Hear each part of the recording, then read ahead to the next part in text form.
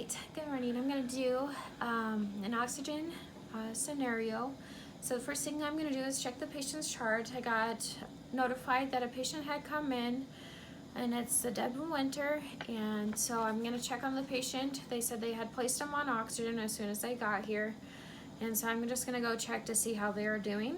So I knocked on the door, introduced myself, checked the ID band of the patient, washed my hands, and dried them. First off, I noticed that they had placed him on a simple mask and it's at the right flow, but then I started to examine the patient and I was listening to the lung sounds, and I noticed the patient's face started turning super red in its levels, and then I come to find out that the patient was at home and they had carbon monoxide leak. And so this is not a good device to have the patient on, is because they are getting too much CO2, and so that's going to cause them even more problems. So I'm going to change them to a high flow nasal cannula, at least until I can get their levels back to normal. So I'm going to remove this. I need to get this off of the patient because it's causing more problems and then helping them.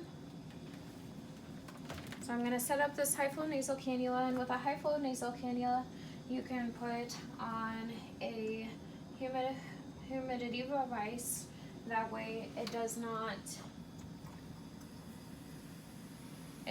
cause any problems for the patient. So I'm going to set this around the patient's nose, and I check the flow, and the flow is good.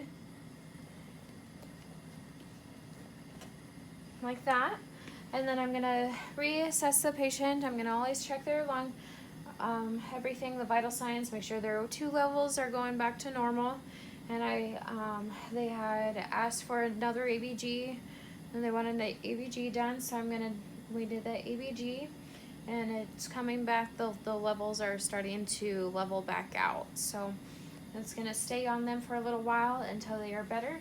And so I'm going to charge on the patient's chart that I removed the simple mask because it's causing more CO2 to get built up in the patient, and we don't want that. So then I changed them to a high flow nasal cannula, and then I also would say that I had hooked up a humidity device for the patient.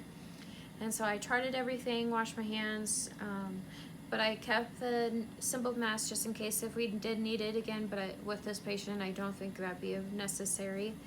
And so once we are done, then everything is charted and let the doctor know.